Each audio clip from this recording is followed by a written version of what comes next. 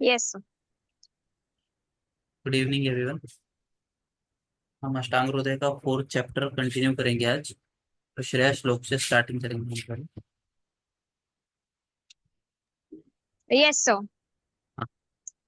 ब्राह्मणो हि समारब्धाम् आत्रेयादिषु पूजिताम् अस्मद् आचार्यं पर्यन्तां वन्दे गुरु परम्पराम् आयुर्वेदरतं अधवाक्यं महागुरुम् आयुर्वेदामृतं सर्वशिष्येभ्यो य प्रदत्तवान् दृष्टा ज्ञानी दुष्टकर्मा कृतकर्मा तथैव च अध्यापको श्रेष्ठो महान् संशोधकः तथा गुणैः एतैः समुदितैः यत् कार्यं प्रतनोति सा समुद्यर्थ हि कार्यस्य वयं नु प्रयतामहे।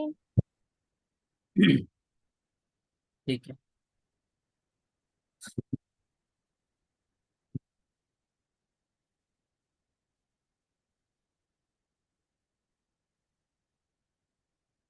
तो अभी तक हमने अष्टांग हृदय चैप्टर में फोर्थ अष्टांग हृदय के सूत्र स्थान के फोर्थ चैप्टर में 6 नंबर के श्लोक तक हमने देखा।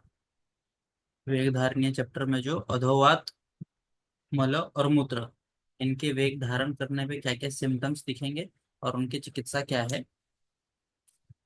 अब हम नेक्स्ट वेग धारण, जिसमें उद्गार, इसके बारे में पढ़ेंगे। धारणात् पुनः उद्गारस्य अरुचिः कंपो विबंधो हृदय उरसोः आधमानकाश हिद्माश्च हिद्मावत् तत्र भेषज।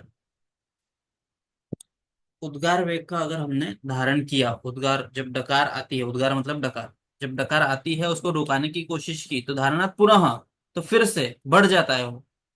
उद्गारस्य अरुचि ही, और फिर उसके बाद अरुचि, अरुचि मतलब अरुचि दो टाइप के हैं, एक तो शारीरिक और मानसिक। किसी काम करने की इच्छा नहीं होना, कोई भी काम करने की इच्छा नहीं होना, वो मानसिक अरुचि। और यहाँ पे जो अरुचि है वो शारीरिक, मतलब खाने पीने से रिलेटेड है। ये खाने का मन नहीं होना, वो अरुचि। कंपो विबंधो हृदय उरसो, तो हृदय और उरस में विबंध दोनों जगह में है। हृदय मतलब जो उर प्रदेश में है, पेशेंट बोलेगा यहाँ पे भारी है। कभी सबने एक्सपीरियंस किया ही होगा, जब डकार हम रुकाते हैं तो यहाँ पे एकदम से ऐसे भारीपना आ जाता है छाती रीजन में। हृदय और उरसो, हृदय में भी और उर प्रदेश में, दोनों जगह में विबंध, भारीपन, गौरवता। कंप, कंप मतलब बॉडी में हिलने जैसी वेदना होना। आधमान कास हिदमाश्च, आधमान मतलब पेट फूलना, कास मतलब खांसी, हिदमाश्च और वापस टकर, हिक्का जो है ये बढ़ जाना। हिदमा व तत्र भेषजम, और इसकी चिकित्सा हमें कैसे करनी है, हिक्का के जैसे करनी है। तो हिक्का की चिकित्सा चिकित्सा स्थान में बताई है, वहां पे जो बताया है उसके जैसी हमें चिकित्सा यहाँ पे करनी पड़ती है। तो उसमें क्या क्या आता है, मतलब धूमपान, नस्य इत्यादि जो चिकित्सा है वो हमें इसमें करना है। अभी टीका देखो, पुनः इति व्यतिरेकी मतलब बढ़ जाता है उसका। उद्गार का धारण करने पे उद्गार का वेग बढ़ जाता है। उद्गार से धारणात् अरुचि आदयो भवंती, उद्गार के धारण करने से अरुचि आदि, आदि मतलब कंप, विबंध, हृदय और उसमें विबंध, आदमान, कास, हिदमा, ये सब सिम्टम्स हमें देखने को मिलते हैं। उरो मतलब वक्ष प्रदेश, वक्ष, चेस्ट रीजन। तस्य अधो हृदयम, उसके नीचे हृदय। अभी देखो ये एनाटोमी यहाँ पे बता दी गई है, तो टीका पढ़ने से ये फायदा होता है कि आमाशय का डेफिनेशन क्या है, ये कहीं पे दिया है। विमान स्थान में सेकेंड चैप्टर में आमाशय का डेफिनेशन दिया गया है। फिर तो ऐसे जब हम टीका पढ़ते हैं तो ये सब हमें साइड बाय साइड बेनिफिट्स मिलते रहते हैं। कि उर मतलब वक्ष, उसके अधो में जो होता है उसको हृदय बोलते हैं। मतलब हृदय मतलब हार्ट, ऐसा डायरेक्ट कभी भी नहीं होता है। आयुर्वेद और एलोपैथी का कोरिलेशन ऐसा कभी भी डायरेक्ट होता नहीं। तयो विबंध, तो वहां पे विबंध, अंतस्तंभ इव, तत्र तेषु रोगेषु हिदमावत भेषजम, तो ये जितने भी उद्गार से उत्पन्न हुए रोग हैं उनके अंदर हिदमावत भेषजम। श्वास हिदमा चिकित्सा, और श्वास और हिक्का की चिकित्सा, श्वास मतलब दम लगना, अस्थमा एक टाइप है उसका। तो श्वास और हिक्का की जैसे चिकित्सा वहां पे हमें करनी है। नेक्स्ट, अभी शवथु मतलब छींक, स्नीजिंग, इसके बारे में यहाँ पे बताया है। शिरो अर्ति इंद्रिय दौर्बल्यम मन्यास्तंभम अर्दितम श्रुते।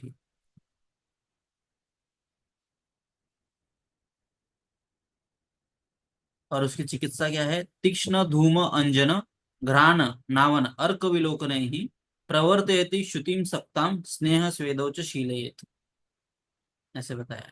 तो शिरो अर्ति, शिरो अर्ति मतलब शूल, शिरो अर्ति मतलब शिरशूल। इंद्रिय दौर्बल्यम, तो इंद्रिय यहाँ पे सिर्फ इंद्रिय दिया है, इसका मतलब नासा, नेत्र, कर्ण, सब इंद्रिय यहाँ पे हम पकड़ सकते हैं। इंद्रिय दौर्बल्यम, मन्या स्तंभ, जब छींक आती है और हम, हमारा जो नेक है वो आगे की तरफ ऐसे हिट करता है, तो अगर जब हम रोकने की कोशिश करें तो मन्या स्तंभ, गले पे प्रेशर आता है, मन्या स्तंभम। अर्दितम, सर इसमें मर्म का कुछ रिलेशन है क्या? हाँ है ना, मर्माघात है ना एक टाइप का, रुकाने की कोशिश करे तो। तो नीले मन्या दोनों कंसिडर करेंगे? हाँ नहीं नहीं, वो मन्या स्तंभ नहीं, यहाँ पे मन्या वो मर्म नहीं है। मन्या मतलब ये पीछे का जो नेक रीजन है वो मन्या, मन्या तो स्तंभ। वही मर्म वाला पॉइंट नहीं होगा?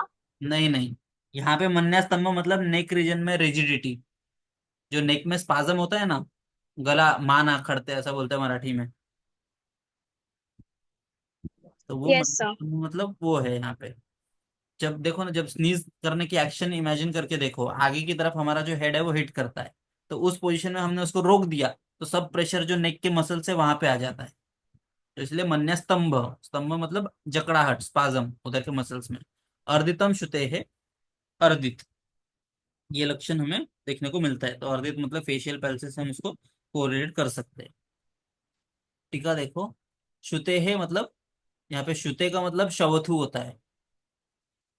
धारणात शिरो अर्थी आदय स्यु, तो इस चौथुवे का धारण किया तो शिरो अर्थी आदि जो लक्षण बताए हैं वो सब हमें देखने को मिलता है। देखो अभी यहाँ पे मन्या स्तंभ, ये बहुत बार प्रैक्टिस में डायरेक्ट एक डिजीज डायग्नोसिस बन के आता है, लेकिन यहाँ पे मन्या स्तंभ, देखो अभी प्रैक्टिस में जब हम बैठते हैं ना, तो हमें दो चीज में डिफरेंस करने आना चाहिए, ये वो स्वतंत्र व्याधि है कि किसी व्याधि का लक्षण है। अभी मन्या स्तंभ का पेशेंट आया और हमने उस पर मन्या स्तंभ की चिकित्सा करना शुरू किया, तो उसको उपशय नहीं मिलेगा। लेकिन जब अगर उसका कारण अगर शवथु वेग का धारण है, उसका कारण अगर हेतु वो है मन्य स्तंभ का, तो जब तक हम शवथु की चिकित्सा नहीं करेंगे तब तक उसे उपशय, कंप्लीट उपशय नहीं मिलेगा। ठीक है, इसीलिए हिस्ट्री टेकिंग इंपॉर्टेंट है। तो अभी टीका देखो, दुर्बल से भाव दौर्बल्यम, गुण वचन इत्यादि नाम संच, इंद्रियाणाम दर्शनादीनाम, दर्शनादि मतलब बाकी सब आ गए, श्रोत्र, कर्ण, नेत्र, रसना, ये सब आ गए यहाँ पे। दौर्बल्यम, विषय ग्रहण अशक्तित्व, जो उनकी विषय ग्रहण की शक्ति है वो उसमें शक्ति नहीं रहेगी, इंद्रिय दौर्बल्यम उसको बोलते हैं। ननु च पूर्ण गुण इत्यादि नाम समास प्रतिषेधेन भवितव्यम अत्र उच्यते, य एव गुण शब्दा गुण नावच्छिन्ना गुण मात्रे वर्तन्ते कदाचिदम गुणिन्यम अपि एवं प्रतिषेधस्य विषयः। ठीक है, यथा पटस्य शुक्लो गुणस्य मधुरः इत्यादि, ये तो गुण मात्रा एवं वर्तते न गुणिनी।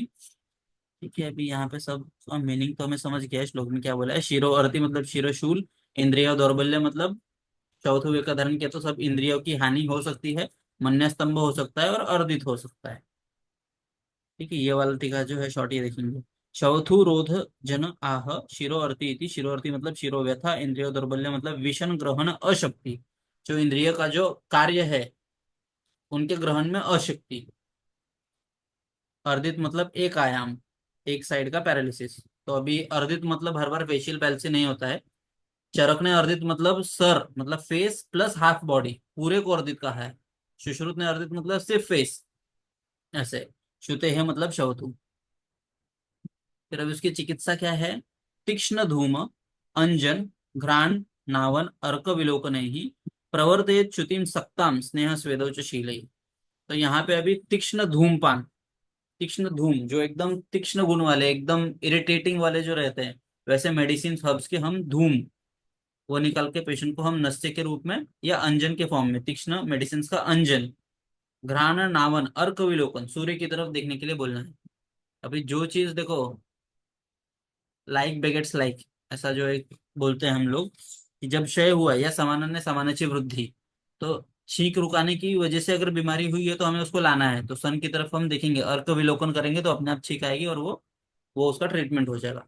प्रवर्तयति, तो ये सब करने से प्रवर्तन होगा किसका, श्रुति का, छींक का प्रवर्तन होगा। सक्ताम स्नेह स्वेदोच शीलेत, और स्नेहन स्वेदन करके भी हम ये सब कर सकते हैं। तो श्रुतिम सक्ता मतलब अप्रवर्तमानम, सक्तम मतलब जहाँ पे निकल नहीं रहा होगा, चौथी नहीं हो रहा होगा, तो उसमें तीक्ष्ण धूम आदि से हम उसका प्रवर्तन करेंगे। तीक्ष्ण धूमो, तो धूमपान विधो वक्ष्यते, धूमपान विधि जब आएगा अष्टांग हृदय में आगे जो चैप्टर है 15 क्या कि वहां से पंचकर्म स्टार्ट होते हैं, तो वहां पे धूमपान विधि में अच्छे से एक्सप्लेनेशन दिया है। तीक्ष्णम च अंजनम अक्षिरोगेशु, और अक्षिरोग के अंदर तीक्ष्ण अंजन का यूज बताया है।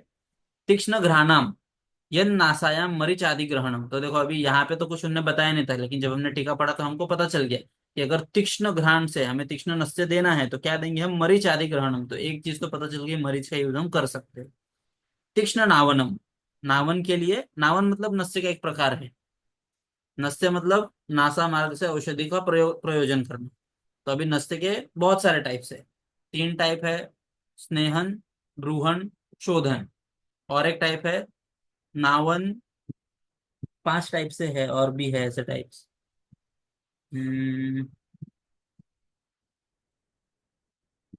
क्लासिफिकेशन दी है बहुत सारे, अभी याद नहीं आ रहा है मुझे। तीक्ष्ण नावन मतलब नस्य विधु वक्ष्यति, नस्य विधि जो चैप्टर है वहां पे दिया गया है। स्नेहन स्वेदश्च शीलयेत अभ्यसेत, तो ऐसे जो ये वात व्याधि में ही आ जाता है शवथु का, तो इसमें हमेशा स्नेहन स्वेदन करना चाहिए। श्रुतिम श्रुतम मतलब शवथु। शुश्रुते च उत्तम, सुश्रुत के शारीर स्थान के अध्याय 4 में 50 नंबर की जो श्लोक है उसके अंदर प्राणोदाने समो स्यातां मूर्धनि स्रोत पथे स्थितो नस्त प्रवर्तते शब्दम श्रुतम तच्च विनिर्दिशे, तो यहाँ पे भी उन्होंने वही बोला है कि वहां पे नस्तम प्रवर्तते, नासा से शब्दम शुचम तत् विनिर्दिशे, तो ऐसे आवाज करके छींक निकलनी चाहिए, ऐसा उन्होंने कहा है। समझा ये वाला सबको? फिर से एक बार देख लेते हैं कि शवथु वेग का धारण किया तो शिरो अर्ति, इंद्रिय दौर्बल्य, मन्यास्तंभ, अर्दित, ये सब व्याधि होंगे, उसमें चिकित्सा अगर हमें करनी है तो तीक्ष्ण मेडिसिन से धूमपान देना है, अंजन करना है। घ्राण, घ्राण मतलब नासा से ही, नावन नस्य देना है, सूर्य की तरफ देखने के लिए बोलना है। प्रवर्ते श्रुतिम सक्तम, जो रुका हुआ शवतु है उसका प्रवर्तन करना है, और उसके बाद उसका स्नेहन स्वेदन करना है।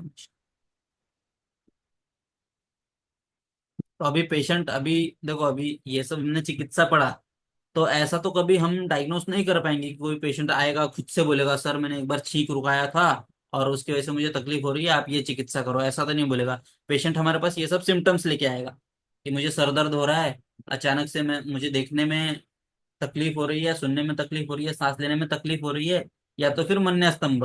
तो जब हम डिग करेंगे हिस्ट्री में कि कभी आपको छींक आई थी, आपने छींक रुकाया था, शुरुआत कैसे हुई थी बीमारी की, ये सब जब हम हिस्ट्री टेकिंग करेंगे तब हमें पता चलेगा कि उसने छींक रुकाया था।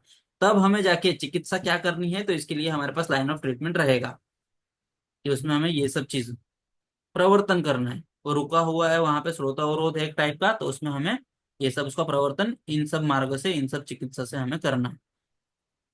फिर नेक्स्ट, तृष्णा। तृष्णा वेग का धारण किया तो क्या सिम्टम्स होगा। अभी इसको देखो, जब भी हम पढ़ रहे हैं तो हर एक चीज को इमेजिन करो कि किस कंडीशन में, जब हम बहुत ज्यादा खेल लेते हैं, अभी गर्मी का दिन है, कभी कभी हम पानी कैरी नहीं करते हैं, तो ये तृष्णा वेग, प्यास लगती है, बाहर का पानी हमें पीना नहीं है, होटल का या किसी और जगह का पानी हमें पीना नहीं है, तो तब तृष्णा वेग का धारण हो जाता है अनजाने में। तो ऐसे समय पे क्या कर सकते हैं हम, उसके बाद क्या सिम्टम्स हमें दिख सकते हैं, किसी पेशेंट में दिख सकते हैं, और चिकित्सा क्या कर सकते हैं, उसको ऐसे इमेजिन करके पढ़ो इसको। तो शोष, शोष मतलब 2 टाइप की है शोष, एक तो शोष राज यक्ष्मा, और यहाँ पे शोष मतलब पूरा एक डिहाइड्रेशन जैसे जो फीलिंग है उसको शोष बोलते हैं। अंग साध, पूरा बॉडी ऐसे, बॉडी में कुछ ताकत ही नहीं है वैसे लगना, अंग साध। बाधिर्य, कुछ सुनाई नहीं देता है, तो जब देखो जब हम थर्स्टी हो, डिहाइड्रेटेड हो, कोई हमें कुछ भी बोले हमें कुछ समझता नहीं है, तो बाधिर्य। सम्मोह, सम्मोह मतलब सही क्या गलत क्या, या एक कंफ्यूजन होता है, उसको सम्मोह बोलते हैं।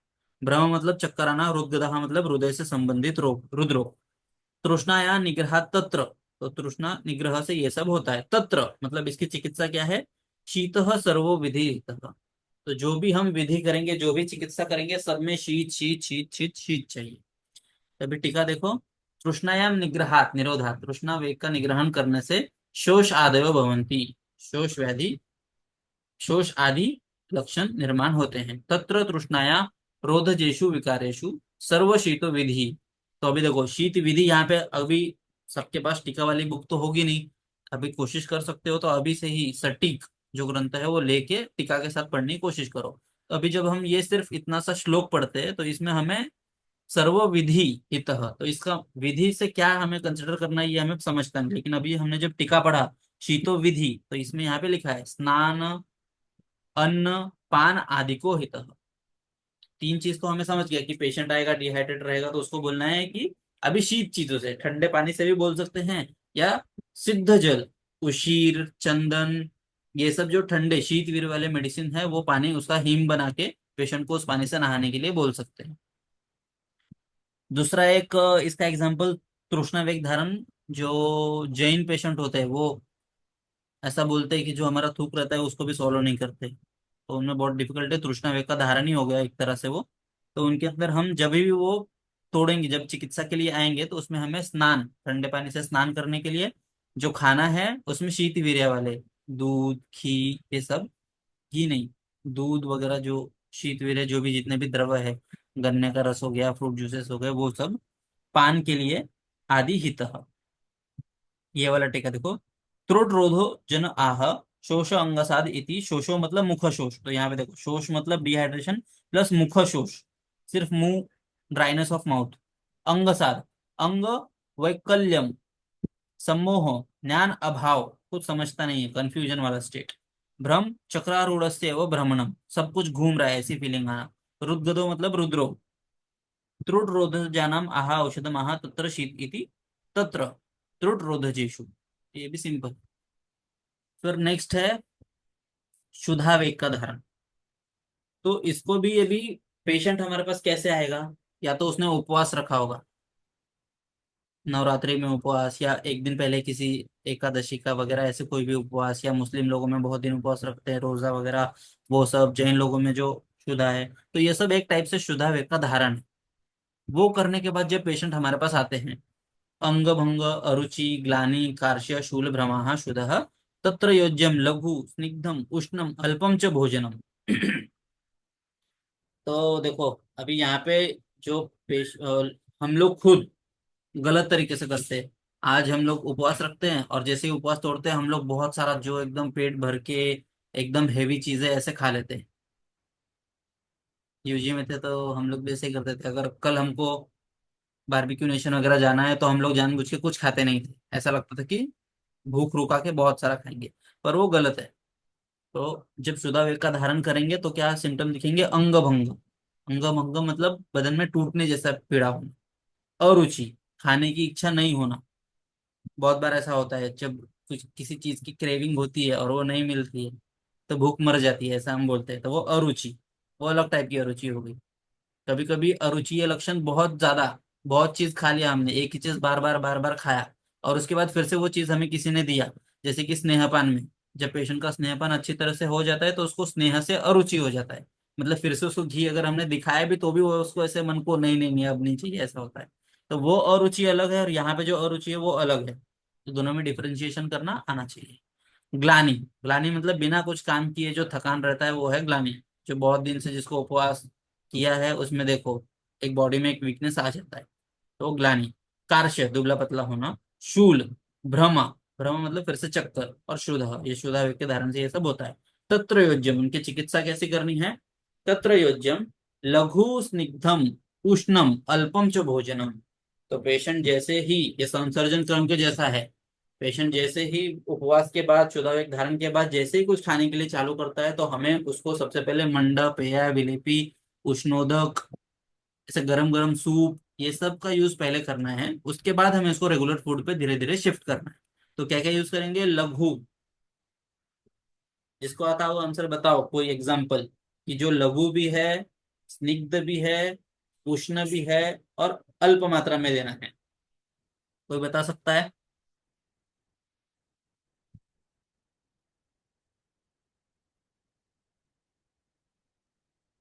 खिचड़ी हो सकती है। हाँ पतली खिचड़ी हो जाएगा, लेकिन उससे भी लघु संकल्पना है अपने पास। सर मुग्धयुष। हाँ मुद्गयुष भी हो सकता है, और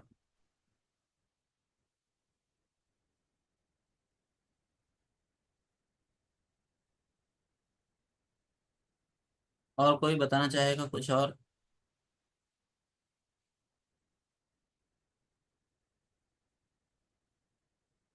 आयुर्वेद वैद्य इंग्लिश। आपको जो वर्ड नहीं समझ रहा होगा तो आप वो मुझे पूछ लीजिए, तो मैं इंग्लिश में ट्रांसलेट कर लूंगा। ओके?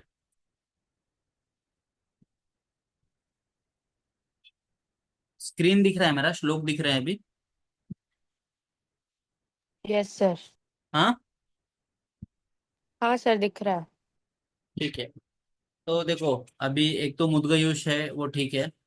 दूसरा है मंड, मतलब चावल, बहुत चावल का पानी, बहुत कम चावल डाल के पानी का प्रमाण ज्यादा रख के वो मंड। फिर उसके बाद मांस रस, चिकन मटन के सूप, इसका यूज हम कर सकते हैं। तो ये लघु भी है, स्निग्ध भी है, उष्ण भी है, और अल्प मात्रा में ऐसे उसको देना है पेशेंट को। फिर जैसे जैसे उसकी भूख बढ़ेगी वैसे वैसे हमें गुरु आहार की तरफ बढ़ते जाना है। खिचड़ी थर्ड फोर्थ स्टेज पे दे सकते हैं। पहले चावल का पानी, फिर मुद्गयूश वगैरह, फिर उसके बाद पतली खिचड़ी वगैरह का यूज कर सकते हैं जिसमें तड़का वगैरह नहीं मारा हो। फिर उसके बाद थोड़ी घट्ट खिचड़ी, उसके बाद फिर रोटी सब्जी दाल चावल ये सब कम क्वांटिटी में, फिर फुल क्वांटिटी में, ऐसे हम पेशेंट को बोल सकते हैं जिसका शोधावेग धारण के सिम्टम्स या शोधावेग का हिस्ट्री होगा उनमें। फिर अभी टीका देखो कि शुद्ध इति निग्रह, निग्रहात इति अनुवृत्ति, निग्रह अपेक्षया षष्ठी, एवं निद्राया इति अत्रापि योज्यम। शुद्धो मतलब बुभुक्षाया, भूख लगना, उसको कंट्रोल करना, उसके वेग के बारे में बता रहे हैं। निग्रहात अंग भंग आदि, ये सब षट भवंती, ये सब लक्षण हमें देखने को मिलते हैं, अंग भंग आदि। सामान्य न अपनी शूल शब्देन निर्देशे पक्वाशय गत शूल, तो यहाँ पे अंग भंग और रुचि ग्लानि कार्य शूल, यहाँ पे जो शूल है, तो हम सब ने एक्सपीरियंस किया है, जब भूख लगती है तो पेट में दर्द होता है बहुत जोर से, तो ये यहाँ पे उन्होंने बोला है कि ये जो शूल है उसका मतलब पक्वाशय गत शूल, गुरुयंत बोले। शुद्ध वेग निग्रहण निरावरणम प्रभंजनम कुप्यति, प्रभंजन मतलब, प्रभंजन किसका पर्याय है? पीजी का क्वेश्चन है।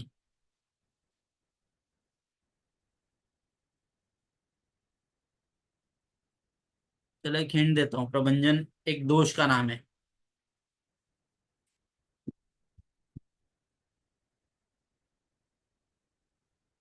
बोलो जल्दी बोलो। वात दोष। हाँ वात दोष हाँ सर। बराबर। तो शुदा वेग वात दोष। हाँ वात दोष, प्रभंजन ये वात का पर्यायी नाम है। शुद्ध वेग निग्रहण है ना। यस। हाँ कोई बोल रहा है कुछ? हेलो। तो शुदा वेग निग्रहण है ना, निरावरणम प्रभंजनम कुप्यति, निरावरण बिना आवरण वाला, प्रभंजन मतलब वायु दोष का प्रकोप होता है। तस्य च स्थानम पक्वाशय, और वायु का विशेष स्थान जो है वो पक्वाशय, तो इसीलिए शूल कहाँ पे होता है? पक्वाशय में। वक्षति ही पक्वाशय कटी शक्ति श्रोत्रास्ति स्पर्शन इंद्रियम, वो वाला जो श्लोक है वो हमने देखा है। उसके बाद स्थानम वातस्य तत्रापि पक्वाधानम विशेषतः, तो ये वात वायु, पक्वादानम विशिष्ट। हाँ, तो वायु का प्रमुख स्थान, विशेष स्थान जो है पक्वाधान। इसीलिए जब हम शुद्धावेग का धारण करते हैं तो वहां पे वायु बढ़ता है, और उसकी वजह से वो पक्वाशय में है, इसीलिए पक्वाशय शूल वहां पे देखने को मिलता है। तत्र शुद्ध निग्रहे भोजनम लघु स्निग्धम उष्पम उष्णम अल्पम च योज्यम। तो इस प्रकार से, अभी ये मुझे लगता है सबको याद रहेगा।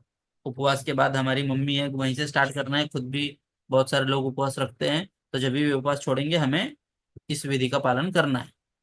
सबसे पहले लघु स्निग्धम पुष्पम उष्णम अल्पम च योज्य। ठीक है। तो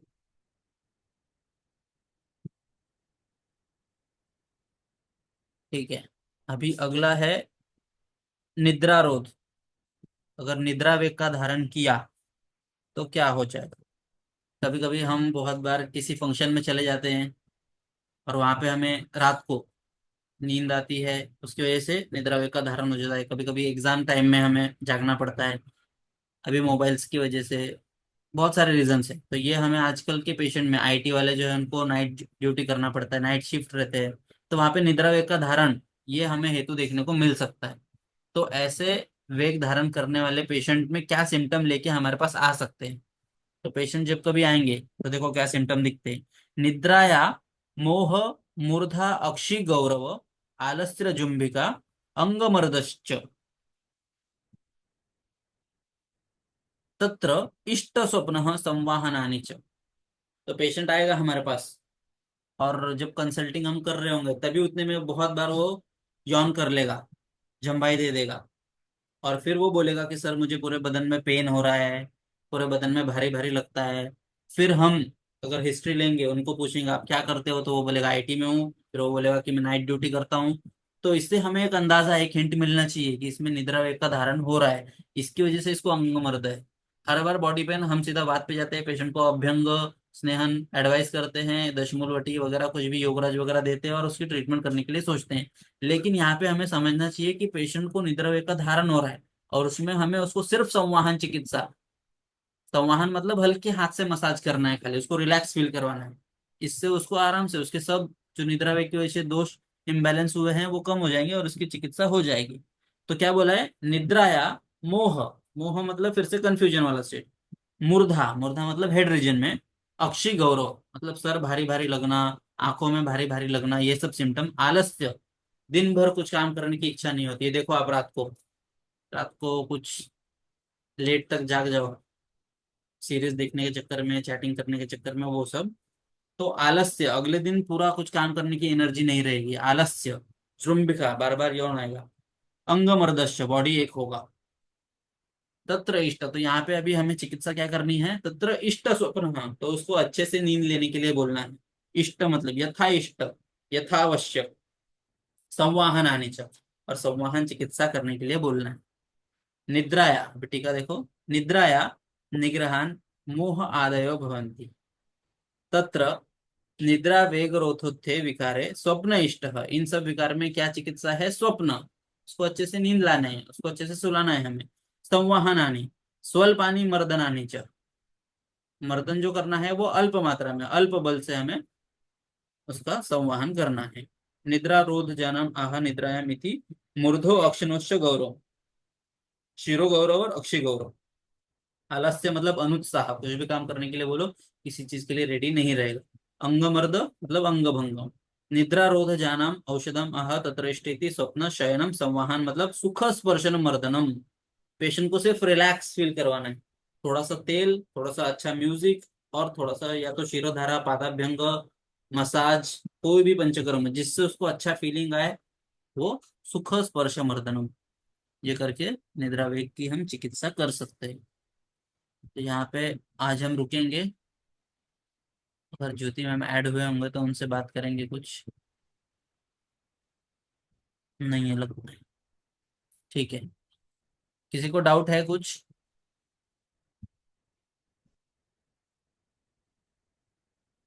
किसी को बोलना है कुछ?